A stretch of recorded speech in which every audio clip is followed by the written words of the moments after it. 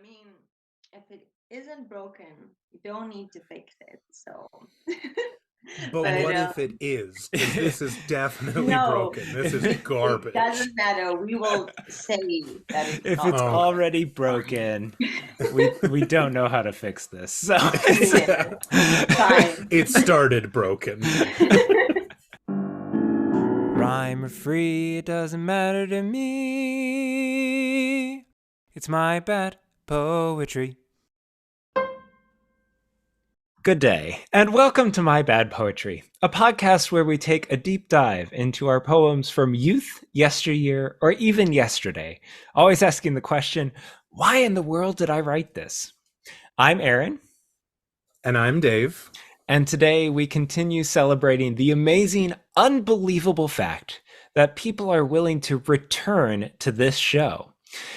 We have with us another stellar return guest reminding us all that we are all pretty bizarre with a touch of tragedy. Or maybe I flipped those fragments. Shiksha Dheda, it's great to have you back.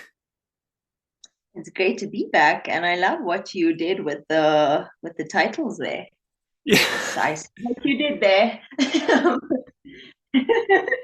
I think before we go on, I think it's important that the listeners know that most of the poetry that we'll discuss is from 13 years ago. So if they want to back out, now's a good time. Yeah. Otherwise, otherwise, once they're in, I think they're in for the long haul. So Yes, get all the content warnings and the disclaimers out of the way. We are hearing a high school poet's words here. probably one who obnoxiously thought they were very deep. So yeah. We've never encountered anything like that before on this. Never. No. Wait, are you telling me that I was not a unique 16-year-old?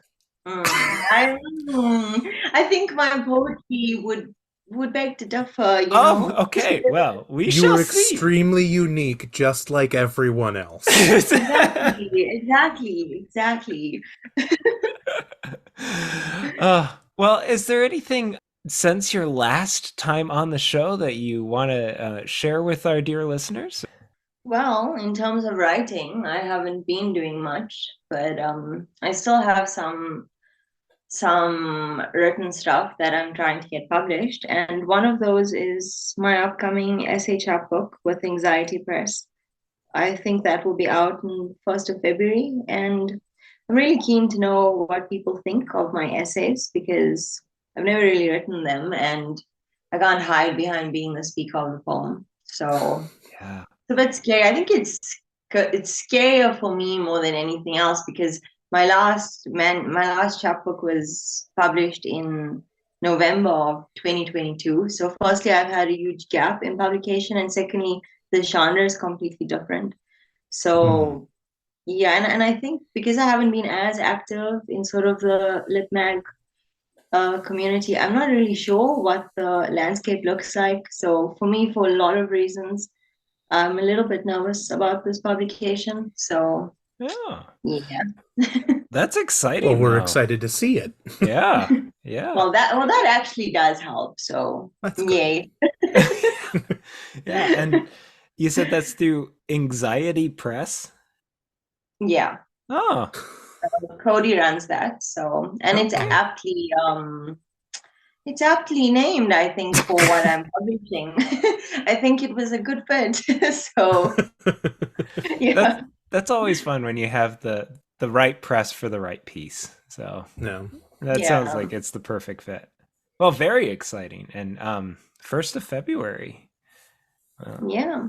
It's Awesome. soon, actually. Yeah, very Shockingly.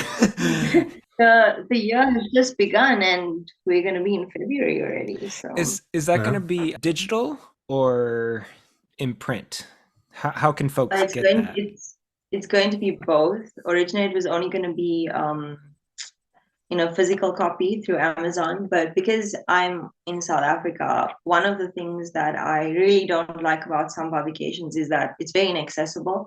And I actually personally prefer digital books. I don't really like physical books. So I asked Cody if we could do both, and he said that we could. So Awesome. it's available in both. Yeah. Very cool. Wow. I like that accessibility as well. In that you can get it same day, and yeah, very cool. Well, Dave, you should probably bring us from essays into poetry with whatever you have written for us this week. I do have to admit that this is a co-authored poem. Oh. So you won't bear the brunt alone. You're not sinking on the ship alone. Yeah, exactly. Although my co-author has an excuse. He's 4 years old. Oh. So he's a prodigy. Yeah. All of the good things in this poem are from him, and the rest is from me. So this is a poem called The World. Sidewalks are the world's hair. Roads are the world's hands. Houses are the world's beds.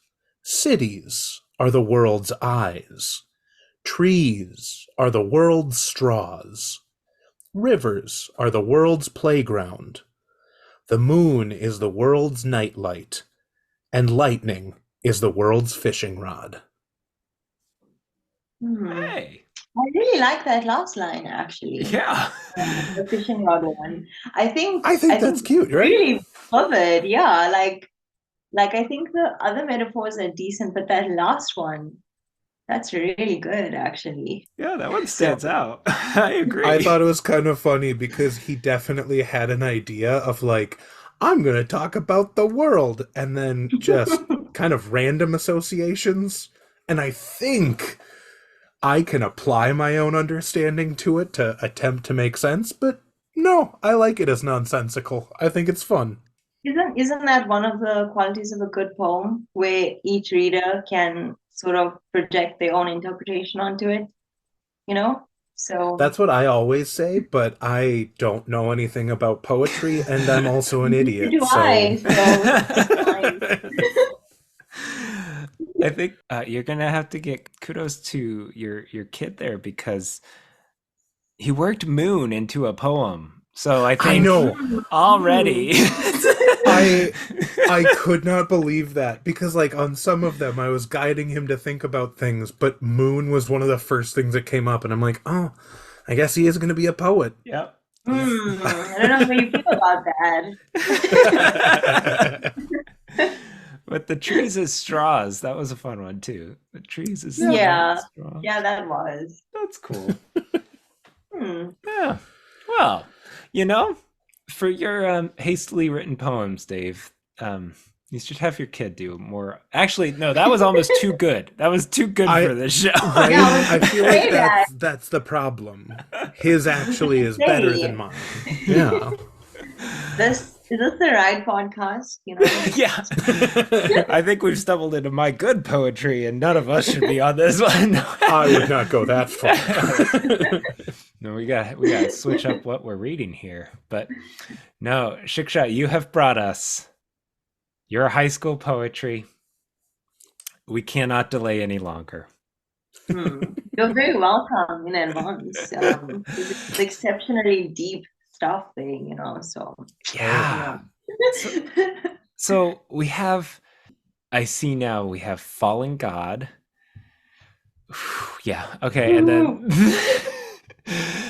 The jail I enrolled into, and chocolate cake, which that one, just skimming, is my favorite of the bad. But which one would you like to kick us off with? I dislike them all equally. So okay.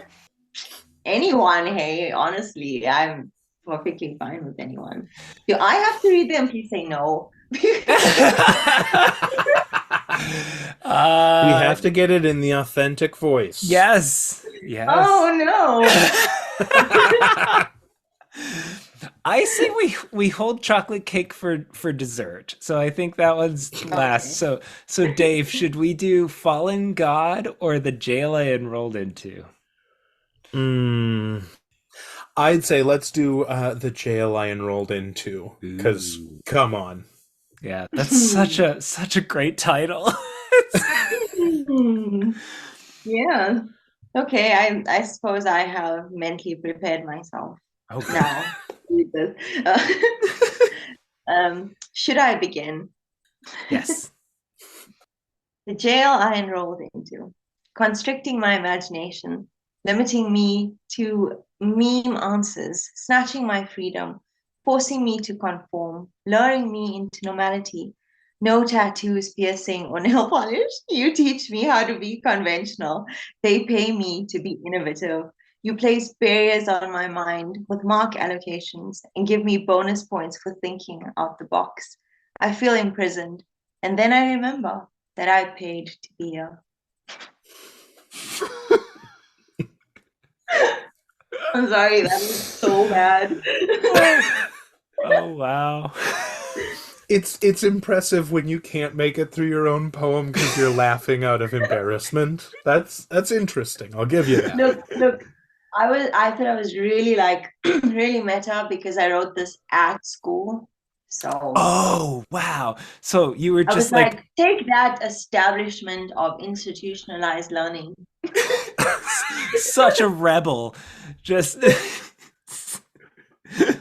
sticking it to the man while at school.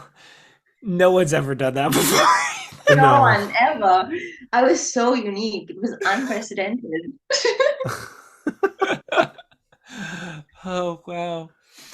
My favorite line right off the get-go here is Do you have one? Yeah, I do. And I think it shows the limiting me to meme answers. I think that shows our age gap here because I don't think I would have thought of meme answers as a phrase when I was in high school. Yeah, I actually am trying to recall what exactly I was thinking about, to be honest. I don't think the term meme was commonly used then, to be No, you honest. were kind This of is like ahead of your 13 time. years ago. And I remember that like a year or so later when I was speaking to one of my friends and I was like, "Did you see that meme?" He's like, "What's a meme?" And I was like, "This is a meme." He's like, "That's not a meme. It's a meme." And I was like, "Oh, what?" He's like, "A meme." And I'm like, "That is not how you say it." And he's like, "Yes, it felt like that." And I was like, literally Google the pronunciation. And he's like, "It's a meme." So like considering that, like I find it weird as well. Like, so I'm as surprised as you are, to be Yeah, honest. So it stood I out. can't really give you more insight into that because I don't know where it comes from. Oh, So I was hoping you'd have like, fortunately, yeah, yeah. Well, I was thinking like because the idea of a meme comes out, isn't it? Richard Dawkins, yeah, the replication the of, cultural meme. yeah, yeah, you're Wow, right. So I I think was you thinking guys you were just being giving way smarter than 16, me. I was thinking you guys giving 16-year-old me way too much credit, You think but so? I'll take So it could be the production of culture through translation and reiteration, or it could be mm, Garfield talking about how much he dislikes Mondays at school. Mm-hmm. mm. Mm-hmm. I think both have equal cultural relevance. So, Or it's a tough choice. or if your 16-year-old self pronounced it like your friend, then it would be limiting me to Mimi answers. And then you have See, the you see, repetition of me. it's a play on words as well. You Yeah. see, I think it's actually a brilliant line. Very deep. I think that's the line that I want to be remembered by. I think Hmm. Shiksha Dheda, I think that's good. Within your eulogy. Never limited to her Mimi answers. Mimi.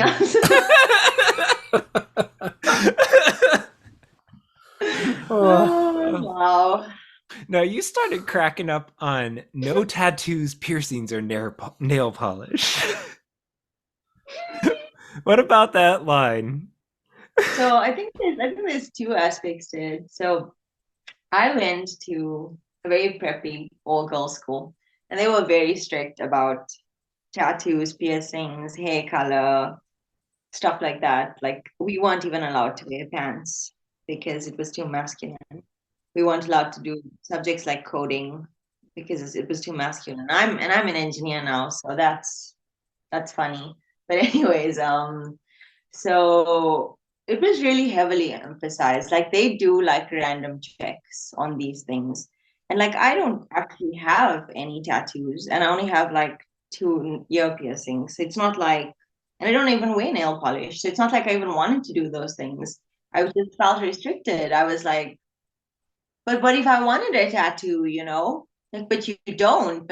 But what if I wanted one? You know, now I can't have one. So I know that if you were in my high school and you had like tattoos, and people would be like, oh my God, she has a tattoo. I was like, okay, and you know, like it was Right. such a big deal. It was such a big deal. So in my head, I was like, yeah, you know, like these are things that express our creative self and they're being restricted. And I do actually believe that how we dress and stuff is a creative expression. Like I enjoy wearing clothing that expresses how I feel. So I think tattoos and hair is just an extension of that. So I think to some extent, even though it's a cliche line, I think I still relate to that line. I think schools also it's a complicated topic because I think in America they don't have school uniform, right? Most schools don't have. Depends. It really depends. Public schools typically Yeah, do not, but yeah. in South Africa, public schools, are they the private schools, or because I know in England it's public is private, and am I So making sense? there's public schools which are state owned, and Okay. then there's private schools, but then there's also sort of an in between Model C schools. So I went to a Model C school. So they're not private, but they're not public either. So We have charters. Charter schools Yeah. kind of fits that middle ground as well. So okay. yeah, it's really hit and miss on the uniform. Yeah. Hmm. You're more likely to see that in religious private schools, like Yeah. Catholic Hmm. school. Yeah. Yeah. Well, I went to a Catholic primary school as well, so Oh. that's interesting. Yeah. I guess we are seeing from my Catholic primary school to my preppy all girl high school to being an engineer, where several things could have gone wrong, I guess. So yeah, there's that. Yeah, very different culture shocks at each stage. So basically, I think in South Africa, school uniform is kind of standard, like regardless of public, private, Okay. Model C, Oh. it's Yeah. a given.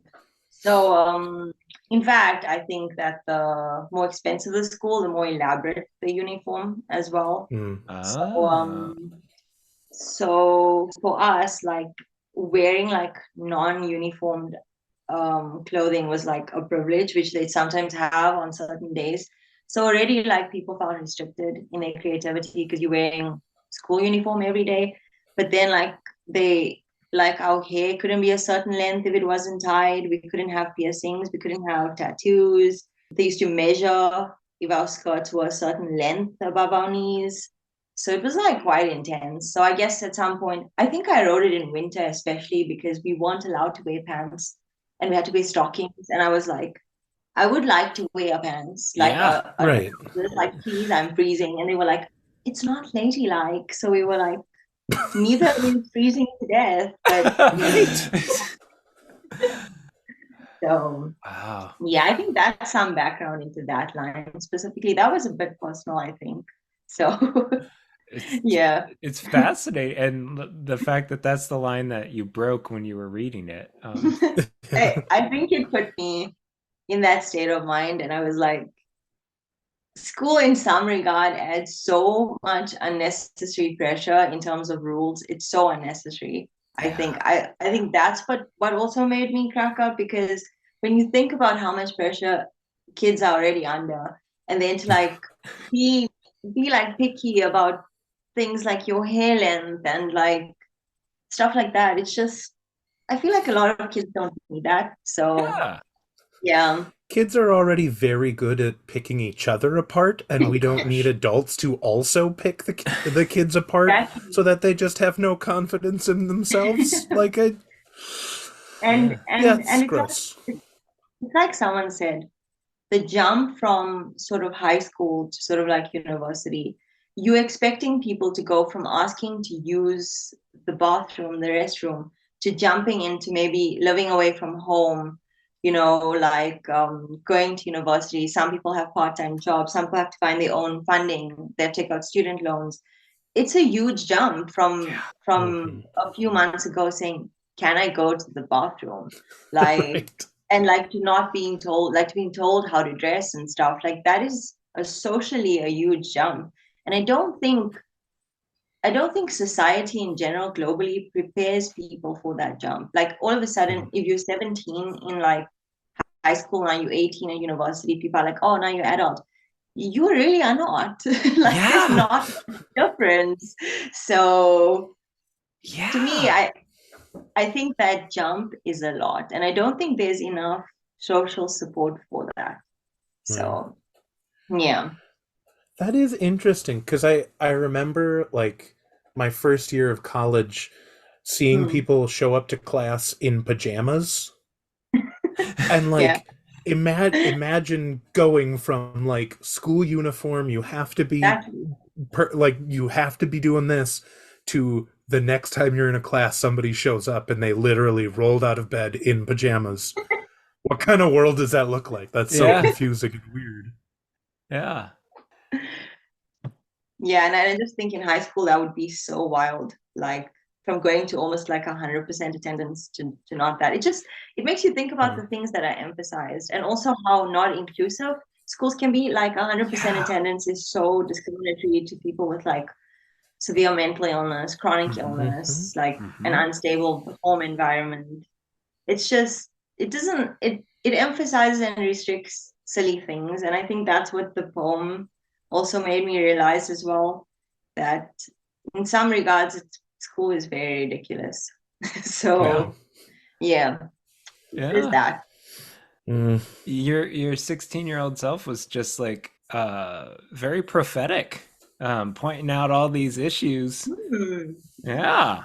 You're ahead of yourself here. Thank you. I was deep. I was Yeah. so Mm. deep. um, I do hope you can help parse this third to last line.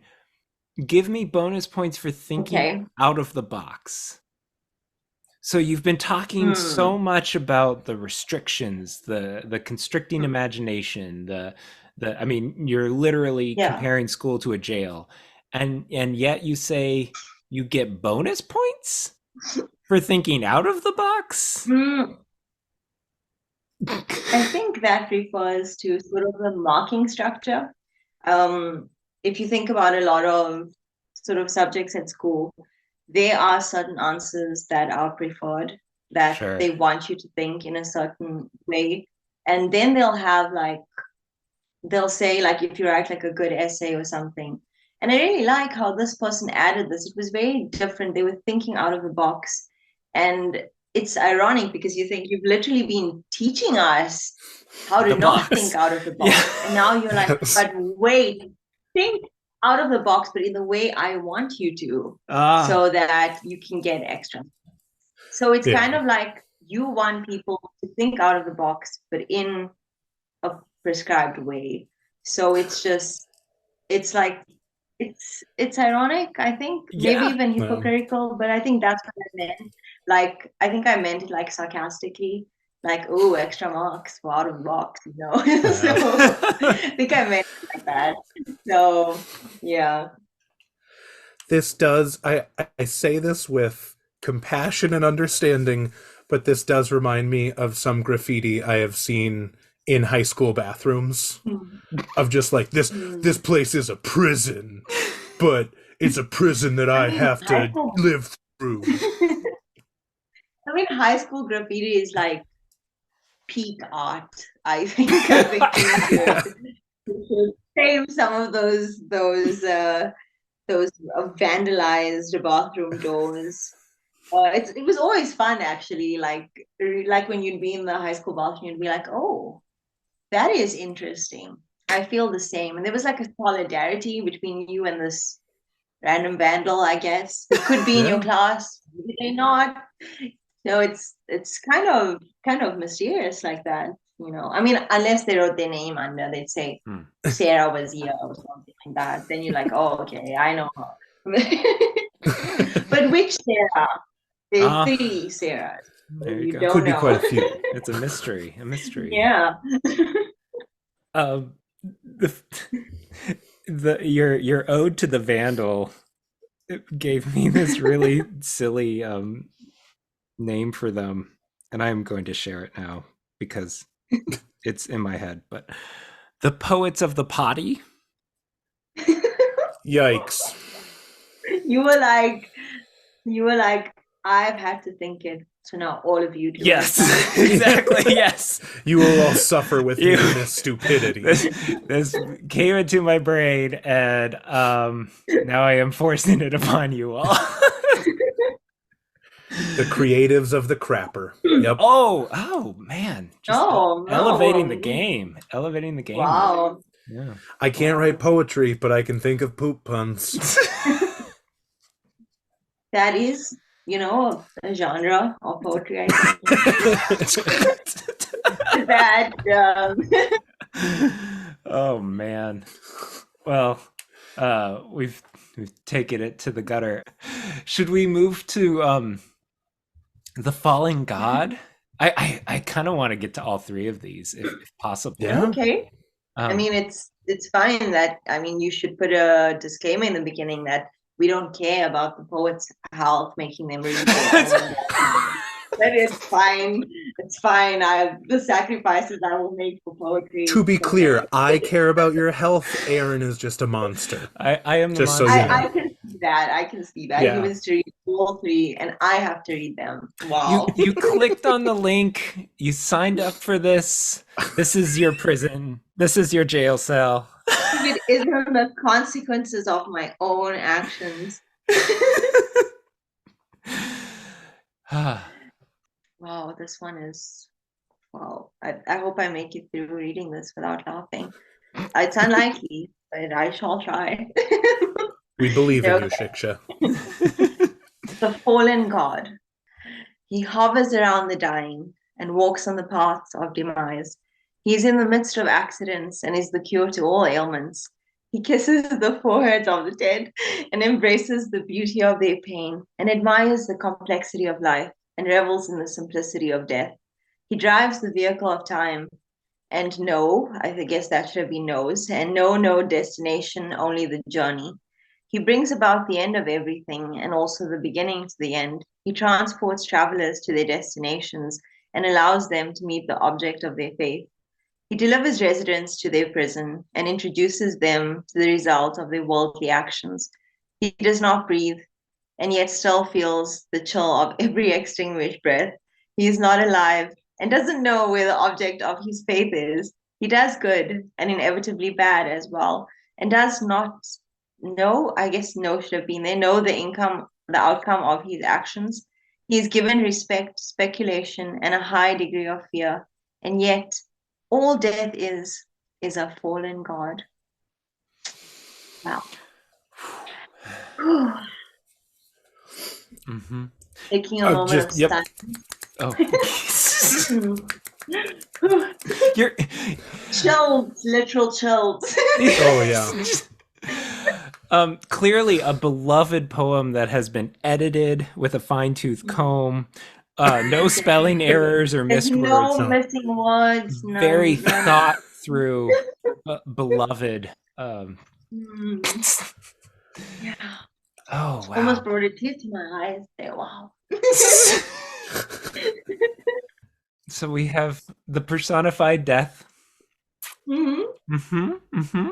Mm-hmm. I think my favorite part has to be the fact that the last line feels like it's meant to be this big surprise, this big turn. Yeah. Like, yes, yeah, I was talking about death. Did you get it? No. Did you know? It's a capital D death. Proper death here, folks. Mm-hmm. Surprise, surprise. Legit death, not the small time death, the big full time, full showbiz death. Oh. You bring back the prison metaphor. I So noticed that actually while I was yeah. reading. I was like, why was I thinking about jail this much? Well, because you were stuck in your own jail of school. And you're like, you know what Wow. this also reminds me of? Death. Yeah. Like, oh wow, I'm so unhappy. I will fixate on jail and death. That is unique. No young person has ever thought of jail and death, and they have not at all romanticized either of those. Never. Nope. Never. This box is my coffin. It's just, oh, yeah. Is this new? Do I get an award for getting a moment of silence for the poem being this bad? Is it a first, or is this common? I mean, I've responded to a lot of Aaron's poetry with moments of silence. So that's not a proud thing. That's not the flex. I think it is. Okay. Gonna have to reflect in this prison that I have brought myself to. Yes. Yeah. Mm-hmm. You've given a very sympathetic lens to this personified death. You are sympathetic to this. Yeah. Never has that been done before either, I think. Never. That's like sympathy for the devil, or oh yeah. Someone only there was a song. Someone should write that. Yeah, like I mean, I did. That's right. I was the brave visionary that thought of that at 16, basically a prodigy. Nobody's ever thought of that. So I mean, and I also I was the unnoticed genius at 16. No teenager has ever felt that they were the next creative genius, just waiting to be discovered. Somebody would just stumble upon them and say, you were so deep. I like all these unedited poems in your notebook. You're going to be famous now. You're going to be a New York Times bestseller. No teenager has ever felt that at all. So it's very unique. Very unique. Yeah. You have a lot of transportation, driving the vehicle of time, transporting travelers. I think about, like, when I think about death, I think about it in a very physical sense, like, where will we go? Like, will we? I think Emily Dickinson wrote a poem about death when she talks about the carriage of death, and death is riding a carriage.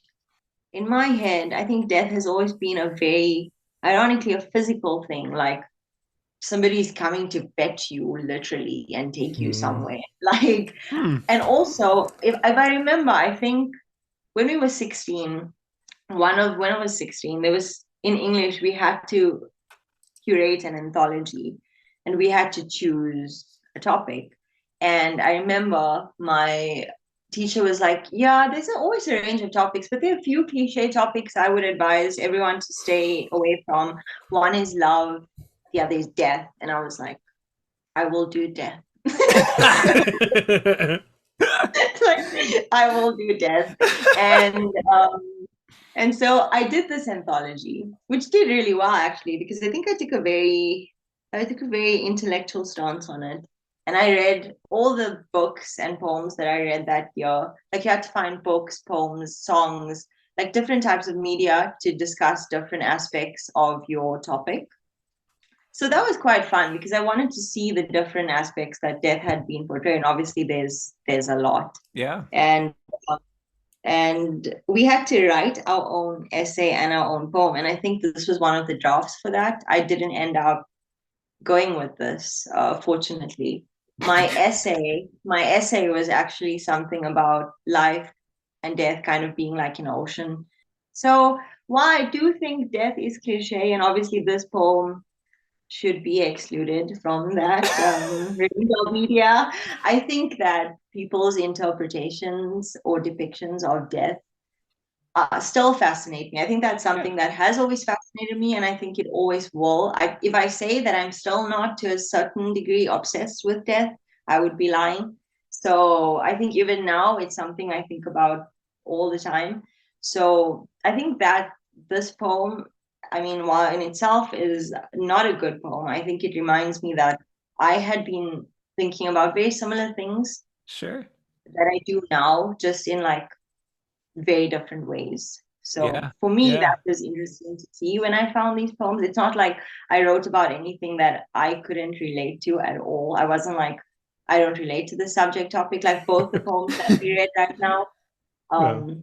I still relate to on some regard. Like I don't like being restricted. I don't like people telling me how I should express myself. And I also don't like, I mean, I'm still quite obsessed with death. So that's unchanged. So, there's that, I guess. So, Nice. If you're looking for a new angle on this, there is a term that I had a friend in college who wrote a paper. He did his thesis on psychopomps.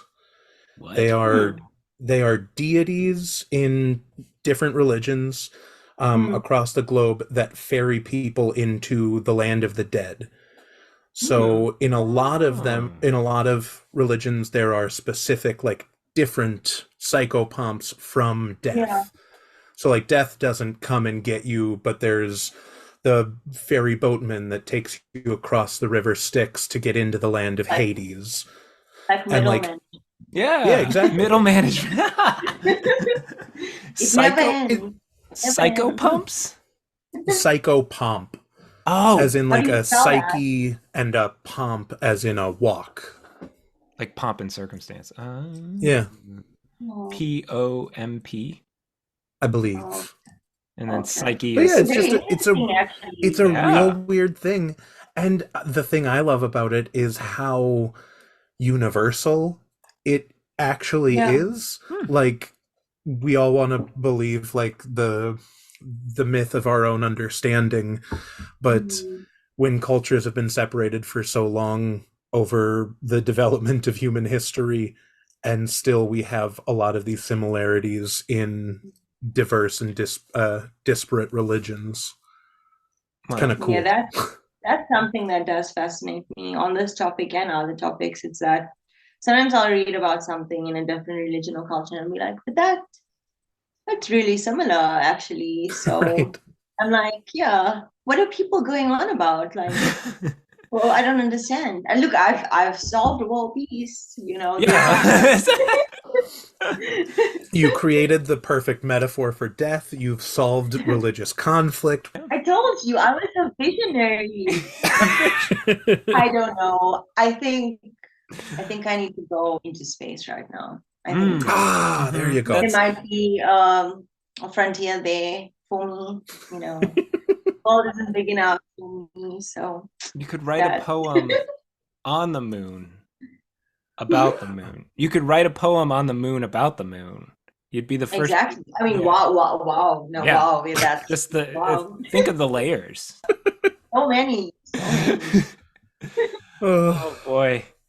Well, I would like to ferry us on to the last of these bad poems, which is chocolate cake. Aaron, your transitions are bad and you should feel bad. Just saying. Thanks, Dave. Oh. Okay. Chocolate cake. A soft, moist, satisfying piece was my daily routine, but I see now, after so many years, I am not pleased. The wealth of the decadent icing, the labor put into the layered masterpiece, an acquired craft, diligent workmanship, a fine hand and years of knowledge are all stripped away, as I see now that all I have really been savoring day after day was the mundane, mediocre, dissatisfying taste of a naked sponge. Whew, got through that one without cracking up. Oh, wow. Okay. I'm going to need some context. Yeah. I think this was also going through my phase. Okay, now we've gone through my phase of feeling restricted. Now we've gone through my obsession with death. Then we reach, it's like if you think about the 5 stages of grieving, now I've reached the acceptance point where I'm like, so I'm going to be alive. Like, am I just going to become like a mediocre person who has to live a routine life. And when you're a teenager, that's like the most horrible thing you could imagine ever. Mm-hmm. It's like, Right. now if you had to tell me you're gonna live a routine, mundane life, I'd be like, when? when? When, please? That's what I want. I want that. Give that to me. But when I was 16, I was like, no, this is horrible. And also, I think at the same time, when I was 16, I think 15 or 16, we had the National English Olympiad. And the theme that year was, I think, dreams, pipe dreams, and I can't remember the full title, but a lot of like they give you like a book and it has like poems and short stories and stuff. And then you have to write like an exam where you have to write like 3 essays or something.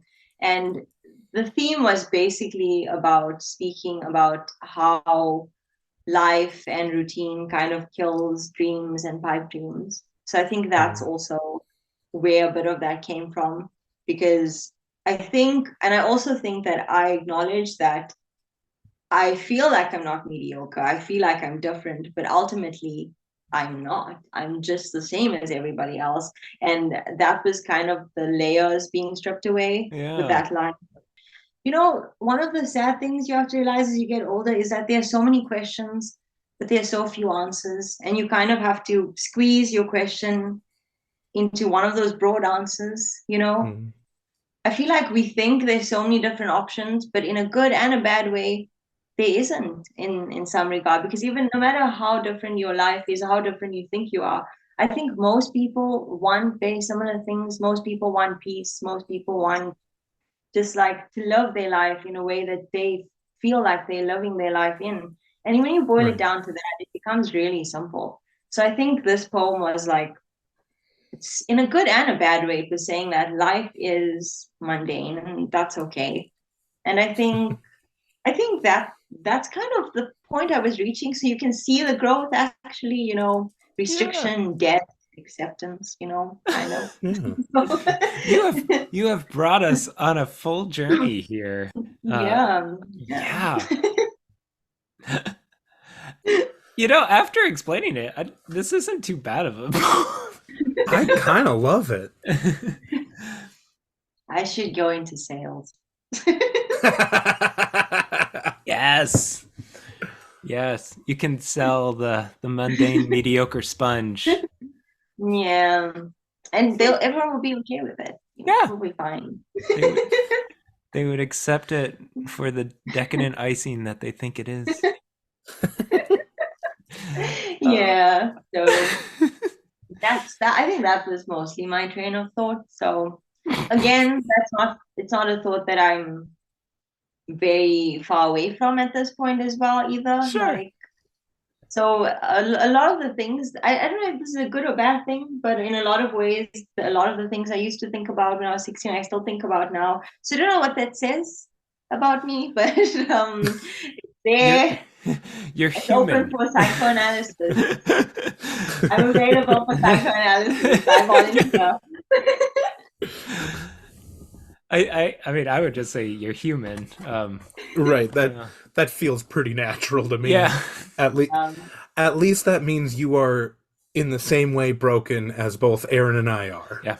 Yep. Oh, that is oddly comforting, actually. Oh. It really shouldn't be. I meant that as the deepest insult I could have. Say less. You should not go into sales, Dave. No. I would not do well. No, he would not. I do have one final follow-up question for chocolate cake. Okay. At your school, was cake available for lunch? Was that like a daily option for you? So, firstly, in South African schools, we don't have like school lunches. Everyone brings their own lunch. Okay. But there is like a cafeteria which you can buy what you want there. And so I would bring my own lunch from home. But every day at 12, they'd get these chocolate brownies, which would only come at 12. And like there'd be like a long line for them. And I'd like get one whenever I could. And And those were really good brownies. So Okay. they were really good chocolate brownies. Like, I don't think I've tasted chocolate brownies as good as those. And they did have a fairly sizable layer of decadent icing. So, Nice. There you go. Okay. yeah.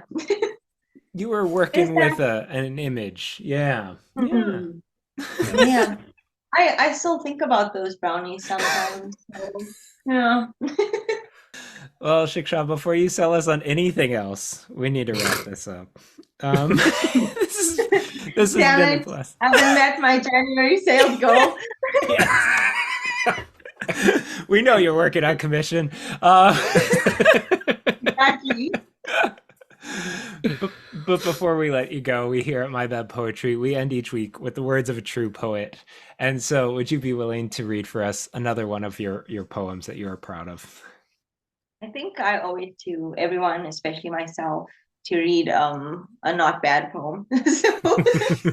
So this one was published recently, actually, with monologuing, and the theme was rewilding.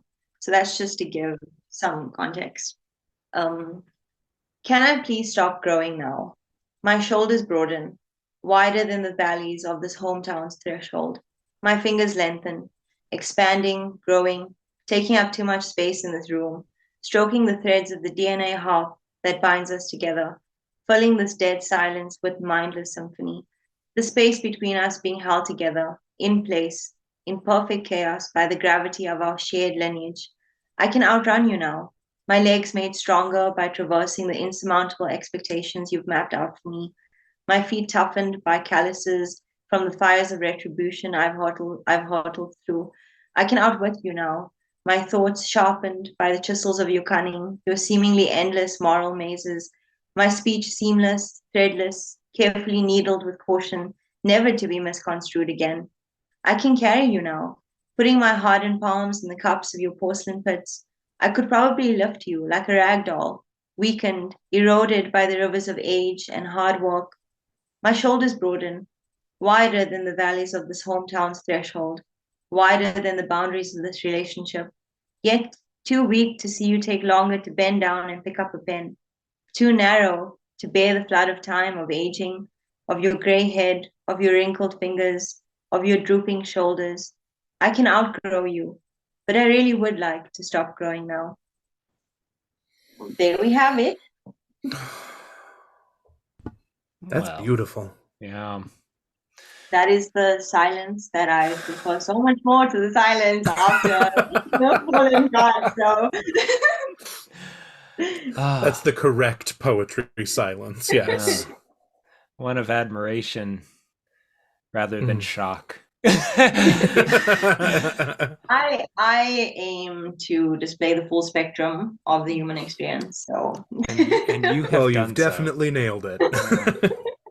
No, this really is. This is a beautiful poem. Yeah. I'm glad you think so. I quite like this one myself. This has been My Bad Poetry. Now go write some of your own bad poetry. I think people will relate more because I'm saying it and they just heard my bad poems. So Very true. Very Love true. it. They're like, Sure. I can do this. yeah, it's possible. You know, I should write about death. Yeah. The bar is this low. I can step over. Okay. Exactly. The bar is in hell. That is it. There we go.